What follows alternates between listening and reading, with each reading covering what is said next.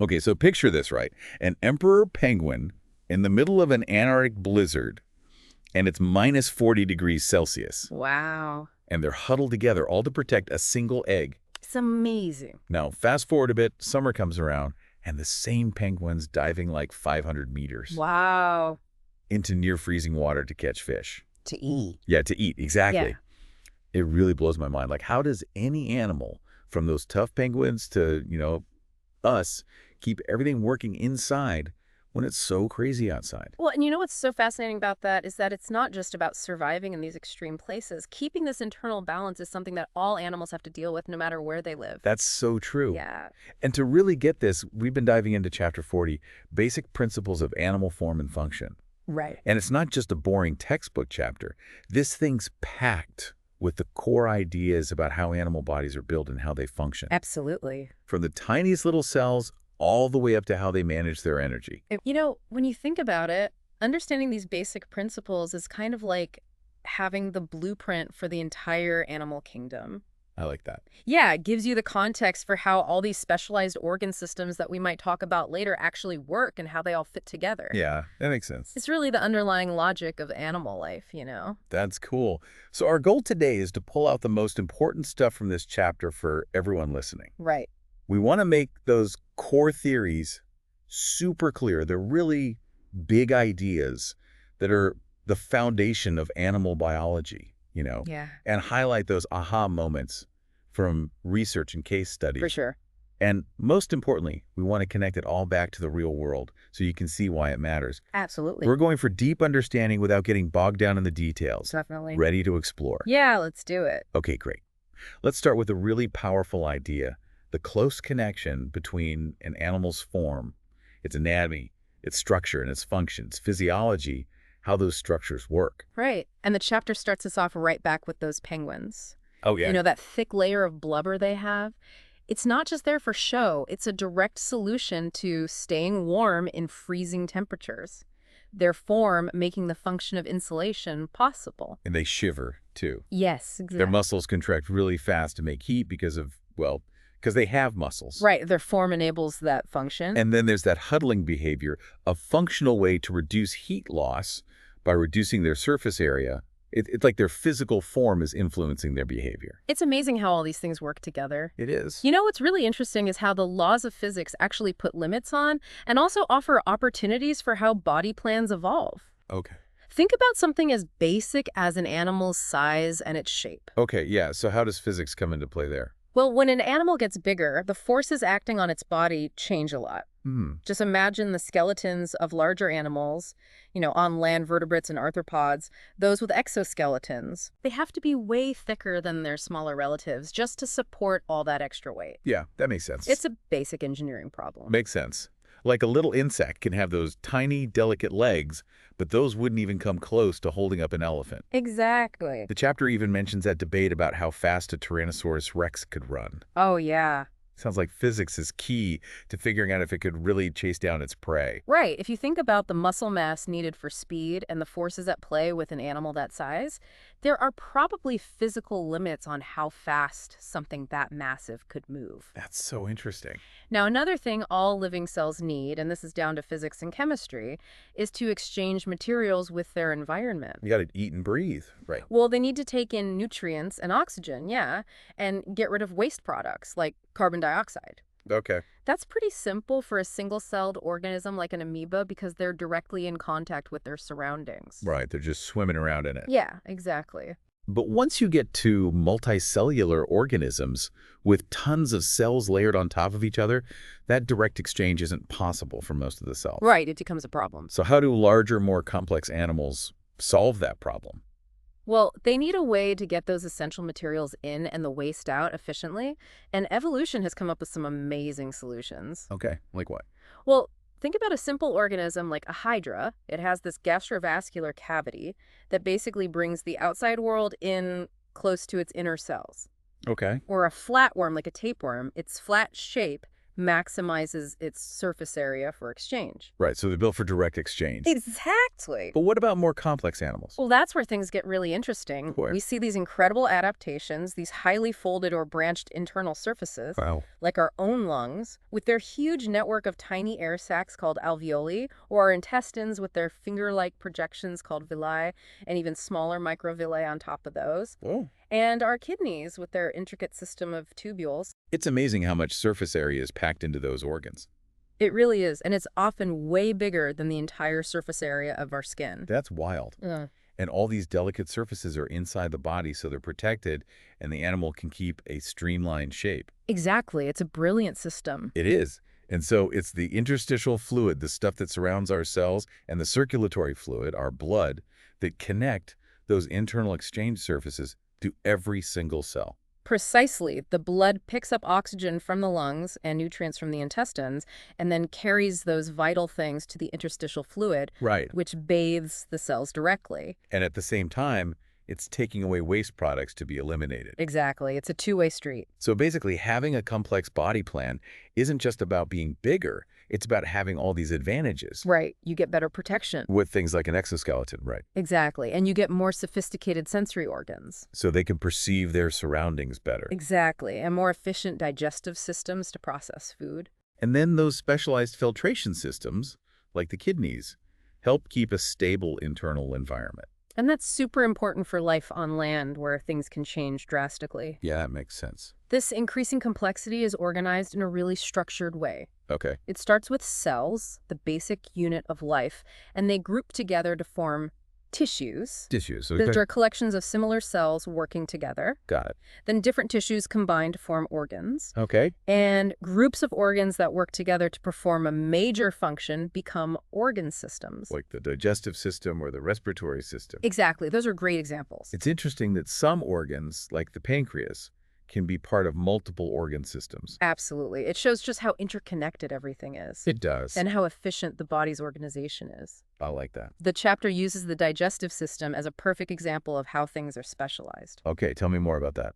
Well, you've got the stomach, with its layers of muscle that churn and break down food mechanically, and then in the lining you have different types of cells. Oh, interesting. Secreting all sorts of substances, enzymes to digest proteins, acid to create the right environment, and mucus to protect the stomach lining itself. Wow, so it's specialized at the cellular level. Exactly, and that contributes to how the entire organ functions. I see. So let's dive into those 4 main types of animal tissues that the chapter talks about. Okay, sounds good. They're like the building blocks of all the organs and structures in an animal's body. Right, you have epithelial tissue, connective tissue, muscle tissue, and nervous tissue. And they all have a unique structure that supports their function. Exactly. So epithelial tissue first. All right, so epithelial tissue is basically these continuous sheets of cells that are packed really tightly together. Okay. And they cover the body surfaces and line internal organs and cavities. So they're like the interface between the body and the outside world. Exactly. They act as a barrier against the environment. And in some places, they help with exchange. That makes sense. And there are all sorts of different types of epithelial tissue. Oh, really? Tell me about them. Well, you've got the simple squamous epithelium, which is really thin and flat. Okay. It's perfect for diffusion in the lungs and blood vessels. All right, because things need to move through it quickly. Exactly. Okay, what else? Then there's the cuboidal epithelium, where the cells are shaped like cubes. Cubes, okay. They're specialized for secretion in places like kidney tubules and glands. Got it. Then you have the simple columnar epithelium. Those cells are taller, and they're involved in secretion and absorption in the intestines. Okay, so different shapes for different jobs. Precisely. Cool. And then there's the pseudostratified columnar epithelium, which lines the respiratory tract. Okay. It has these little hair-like structures called cilia. Cilia? Yeah, that sweep away mucus and any trapped particles. Oh, wow, so it's like a little cleaning crew. Yeah, you could say that. And finally, you've got the stratified squamous epithelium, which has multiple layers of cells. Okay. It provides tough protection against abrasion. Like in our skin, Yes, exactly. And in places like the mouth and esophagus. where there's a lot of wear and tear. Precisely. Okay, that was a great overview of epithelial tissue. Good, I'm glad. So now what about connective tissue? It sounds like the stuff that holds everything together? Yeah, you could say that. Okay, tell me more. So connective tissue has a pretty small number of cells scattered within this material called the extracellular matrix. Extracellular matrix. Okay. And this matrix can be a fluid, a gel, or even a solid. Wow, so it's pretty diverse. It really is. Okay. And the matrix is produced by the connective tissue cells, and it provides support and holds everything together. So it's like the glue that binds everything. In a way, yeah. Cool. Now, there are some important cell types in connective tissue. Okay, what are they? Well, you've got fibroblasts, which make the protein fibers of the matrix, and macrophages, which are like immune cells. They gobble up foreign particles and cellular debris. So they're like the body's little garbage collectors. Yeah, you could think of them that way. Neat. And this extracellular matrix contains these protein fibers. There are three main types: collagenous fibers, reticular fibers, and elastic fibers. Okay, so what do those do? Well, collagenous fibers are strong and flexible. Okay. Reticular fibers are more delicate, and they help connect different tissues together. Okay. And elastic fibers allow for stretch and recoil. Like a rubber band. Exactly. So the mix and arrangement of these fibers, along with the ground substance of the matrix, determine the specific properties of each type of connective tissue. Right, and there are a bunch of different types. Okay, like what? Well, you've got loose connective tissue, which is everywhere in the body and helps bind tissues together. Okay. Then there's fibrous connective tissue, which has lots of collagen fibers. Okay. It's found in tendons and ligaments, providing those really strong connections. Got it. And then there's bone, Bone? Okay. where the matrix is hardened with calcium salts, making it super strong and supportive. Right, so it can support our weight. Exactly. What else? Then you've got adipose tissue, which stores fat, Okay. but it also provides insulation and cushioning. So it's multi-purpose. Yes, definitely. Interesting. And then there's blood. Blood is a connective tissue. It is. It has a liquid matrix called plasma that carries red blood cells for oxygen transport, white blood cells for fighting off infection, and platelets for blood clotting. Wow, that's amazing. And finally, you have cartilage, which has these cells called chondrocytes embedded in a matrix rich in a substance called chondroitin sulfate. Okay. It provides strong but flexible support in places like our ears and joints. So connective tissue is involved in so many different things. It really is. It's all about support, connection, and protection. Okay, that was super informative. Good. So next up, we've got muscle tissue, the stuff that allows us to move. Exactly. Muscle tissue is all about generating movement. And how does it do that? Well, it has these special cells that can contract, and they contain these filaments of proteins called actin and myosin. Actin and myosin, okay. Yeah, and when these filaments slide past each other, the muscle cell shortens, causing contraction. That's how our muscles work. Precisely. That's so cool. Now, the chapter goes into three types of muscle tissue. Oh, there are different types. Yeah, there's skeletal muscle, smooth muscle, and cardiac muscle. Okay, so tell me about them. All right, so skeletal muscle is what we usually think of when we talk about muscles. Okay. It's responsible for our voluntary movements. So like when I move my arm. Exactly. Okay. It's called skeletal muscle because it's attached to our bones by tendons. Right, that makes sense. And if you look at skeletal muscle under a microscope, it has these stripes or striations. Striations, okay. Yeah, and the muscle fibers themselves are actually formed by the fusion of many cells, so they have multiple nuclei.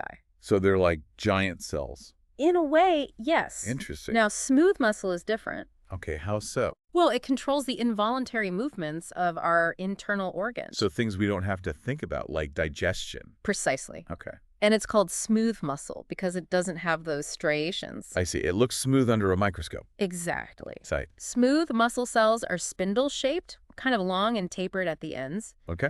And finally, you have cardiac muscle. Which is found in the heart. Right. It forms the contractile walls of the heart. So it's the muscle that pumps our blood. Precisely. That's pretty important. It's essential for life. Yeah, that's true. Cardiac muscle is also striated, but it has these branched fibers that connect to each other through special junctions called intercalated discs. Intercalated discs, what are those for? They allow for really fast signal transmission between the cells, which ensures that the heart beats in a coordinated way. Wow, so it's like they're all wired together. Yeah, you could say that. That's amazing.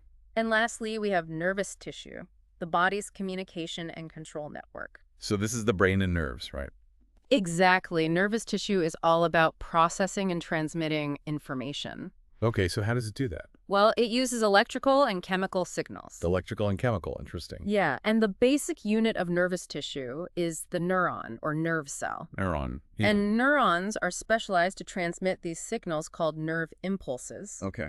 A neuron usually has a cell body, which contains the nucleus, and then these extensions called dendrites and axons. Dendrites and axons, all right. Yeah, dendrites receive signals from other neurons, Okay. and the axon transmits signals to other neurons or to effector cells, like muscle cells or gland cells. So it's like a chain of communication. Exactly. And bundles of axons make up the nerves that carry signals throughout the body. Got it. In addition to neurons, nervous tissue also has these cells called glial cells, or glia. Glia. Okay. Yeah, and they play really important supporting roles. Like what? Well, they nourish and insulate the neurons, they regulate the fluid around them, and they even influence how neurons function. So they're like the support staff for the neurons. Precisely, they keep everything running smoothly. So all these different tissues work together in a really coordinated way. They do. How does that happen? Well, the chapter talks about two main systems that control and coordinate the body's activities. Okay, what are they? The endocrine system and the nervous system. Okay, so tell me about the endocrine system. All right, so the endocrine system uses hormones, Hormones, okay? which are chemical messengers that are secreted by glands into the bloodstream. Okay. And these hormones travel all over the body and can have long-lasting effects on target cells. Target cells, what are those? They're cells that have specific receptors for those hormones. So the hormones can only affect cells that have the right receptor. Exactly, it's like a lock and key system. That makes sense. A good example is thyroid-stimulating hormone, or TSH. Yeah, that's it. It's produced by the pituitary gland in the brain, Okay. and it acts specifically on the thyroid gland to release thyroid hormones. So it's a very targeted message. Now, what about the nervous system? Well, the nervous system is more direct and faster. Okay. It uses nerve impulses, which are electrical signals. Electrical signals, wow. Yeah, they travel along specific pathways of neurons. Got it. This system allows for really rapid and localized responses. Interesting. A good example is how different musical notes activate different sets of neurons, leading to specific areas of the brain. Wow, so it's pathway-specific signaling. Exactly. The information is encoded in the pathway itself. That's really cool. And it's important to note that the nervous system often uses a combination of electrical and chemical signaling. Oh, how so? Well, the signal travels electrically along the axon of a neuron, but then it's transmitted chemically to the next neuron across a tiny gap called a synapse. A synapse, okay. Yeah, special molecules called neurotransmitters are released into the synapse, and they bind to receptors on the next neuron. So it's like a relay race. Yes, exactly. That's fascinating. It's a beautiful system. It is. And these two systems, the endocrine and the nervous, they often work together to maintain that stable internal environment, which brings us to homeostasis. Homeostasis, okay, that dynamic state of balance. Right. It's the process of maintaining a stable internal environment even when the external environment is changing. Yeah, it's amazing how our bodies can do that. It really is. And the chapter starts off by pointing out the challenges that animals face in doing this. Okay, like what?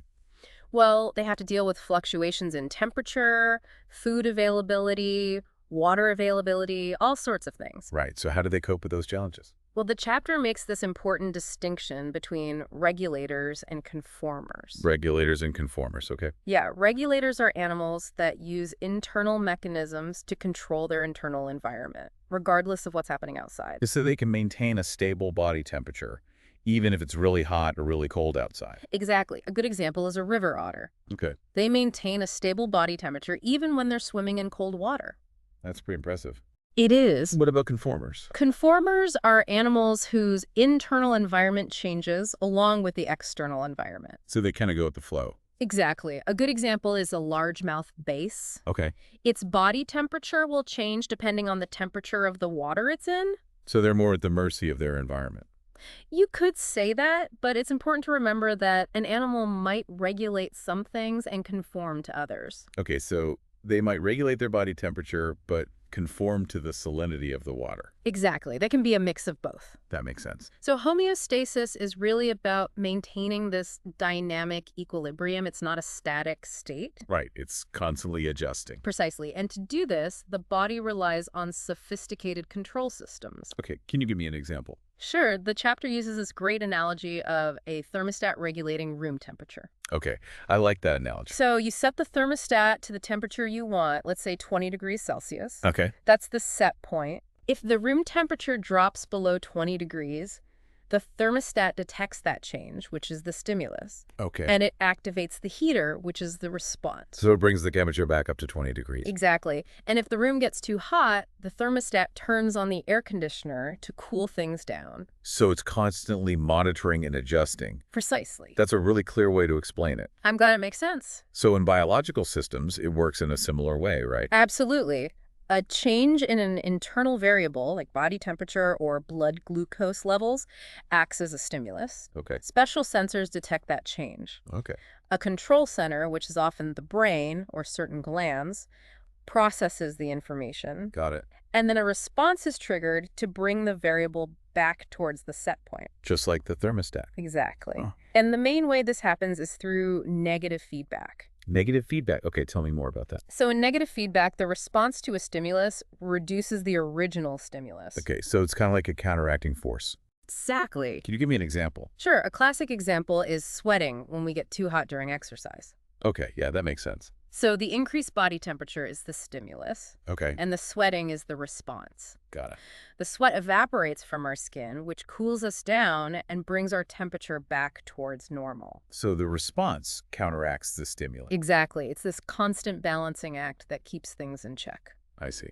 Now, it's important to remember that for some things, there isn't one specific set point, but rather a normal range that the body tries to stay within. So it's not always a precise target. Right. It's more like a comfortable zone. That makes sense. Negative feedback is super important for maintaining stability, but what about positive feedback? Positive feedback, what's that? Well, unlike negative feedback, positive feedback amplifies the original stimulus. So it actually makes things move further away from the set point. In a way, yes, it drives a process to completion rather than trying to maintain a steady state. Okay, can you give me an example of that? Sure, a good example is childbirth. Oh, yeah, that's a pretty intense process. It is. So as the baby's head pushes against the cervix, that's the stimulus. Okay. It triggers the release of a hormone called oxytocin, Oxytocin, okay. which stimulates uterine contractions, and those contractions are the response, Right. but those contractions push the baby's head even harder against the cervix. So it increases the stimulus. Exactly. And that leads to even more oxytocin release and stronger contractions. So it's like a snowball effect. Precisely. And this cycle keeps going until a baby is born. Wow, that's amazing. It is. Positive feedback loops are really important for processes like childbirth and blood clotting, where you need things to happen quickly and decisively. Right, so it's about amplifying a response. Exactly. So it's not really about maintaining a steady state. Right. It's more about driving a process to its end point. That makes sense. Now, another thing to remember about homeostasis is that those set points and normal ranges aren't always fixed. Oh, really? They can change. Yeah, they can change depending on different factors. Like what? Well, for example, they can change during development, like the hormonal shifts during puberty, Okay. or they can change in a cyclical way, like the fluctuations of hormone levels during the menstrual cycle. So our bodies are constantly adapting. Precisely. And then there are those fascinating circadian rhythms. Circadian rhythms, what are those? Well, they're basically biological clocks. Biological clocks. Yeah, there are these roughly 24-hour cycles of physiological changes that occur in most animals. Like what kind of changes? Well, things like body temperature, sleep-wake cycles, and the release of certain hormones like melatonin. Melatonin, that's the sleep hormone, right? Exactly. So our bodies are basically programmed to follow these cycles. In a way, yes. And what's really amazing is that these rhythms are driven by an internal clock that keeps ticking even without any external cues. So even if we're in a dark room, our body still knows what time it is. Precisely. But normally, these clocks are synced with the environment, mainly through light.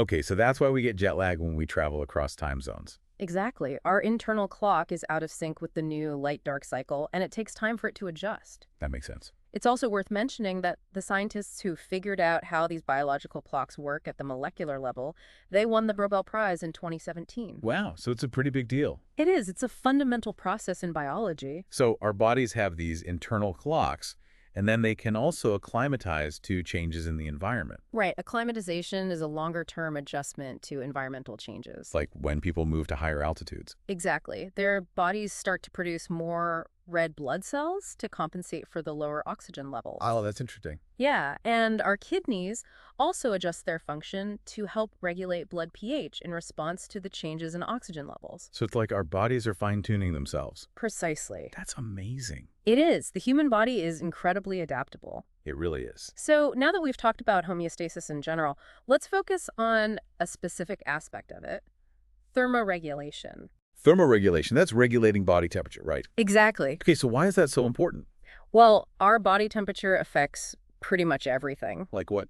It affects the rate of enzyme reactions, which are essential for all sorts of biochemical processes. Right. It affects the fluidity of cell membranes, which are the barriers that surround our cells. Right. And it affects countless other physiological processes. So if our temperature gets too high or too low, things start to go wrong. Exactly. That's why thermoregulation is so crucial. Okay, so how do we regulate our temperature? Well, there are two main ways: endothermy and ectothermy. Endothermy and ectothermy. Yeah, endotherms are animals that generate their own heat internally, mainly through metabolism. So like mammals and birds. Exactly. Ectotherms. Ectotherms rely on external sources of heat, like the sun. Free.